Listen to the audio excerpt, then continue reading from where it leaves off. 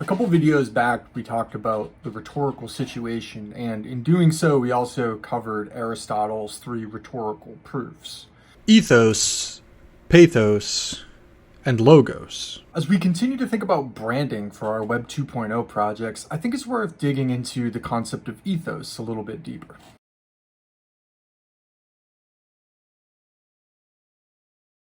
After all, the two concepts have become somewhat synonymous in our cultural lexicon. This also simplifies our approach to the concept of ethos. We tend to think about it exclusively as meaning credibility. In the context of the vast classical literature on style and stylistics, our consideration of the concept now seems much more limited. In fact, I think we've grown wary of the concept of style.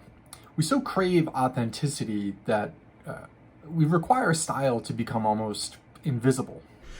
We want our public figures to be stylish in their speech, manner, and appearance. But maybe not so much that we notice the conscious effort to create style. Then the gesture becomes gauche.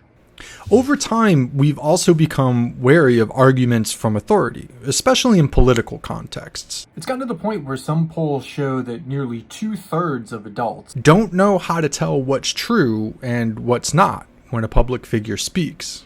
This is especially interesting when you consider that concepts like ethos and ethics are intertwined. That part of what we are saying when we talk about your credibility is that your stated ethics are fair and that we expect that you'll abide by them. Google used to have language in their corporate policies that required the company to not be evil. Now, they're basically a monopoly. And the way people talk about Google has changed so much since the early days. You could say that they have irreparably damaged their ethos, or maybe even irreparably damaged their brand.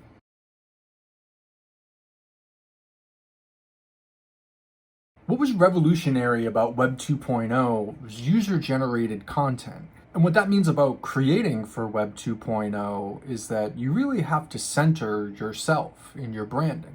But that doesn't mean that you necessarily have to put a lot of your actual self into your Web 2.0 self. In fact, doing so might get you called A chuggy millennial. Chuggy oversharing can be like telling people a wildly intimate detail about your life so they don't ask any more questions, or because any amount of silence makes you want to crawl in a hole and die. So here are some ways to avoid chuggy oversharing. Instead of tweeting about your very personal problems, write it in your diary, or just think it in your head. Use the pick and choose method to pick and choose what you really want to share with other people. Consider your audience. That's Koji, and that's what Koji does online. Her content is all about her brand. Bright colors, vintage aesthetics, comical mid-century accents, and pithy send-ups of the hyper-sexist advertisements of the 1940s and 50s. In other words, Koji has created a kind of persona, or character, for herself that exists only in these online Web 2.0 spaces. And this is probably the best way to go about things. This is Chad. At the beginning of each one of Chad's videos, she introduces herself as Chad and then whispers, "Not really." I don't know Chad's real name. I don't care to know Chad's real name. I just know that her content is usually pretty funny, usually pretty entertaining, and usually pretty thoughtful.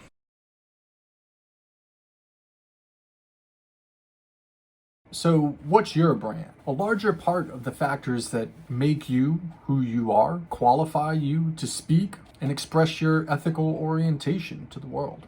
Meaning, if you can figure out how to say something interesting about something that you know a lot about to a specific audience in a way that aligns with your personal ethics, then that's probably your brand.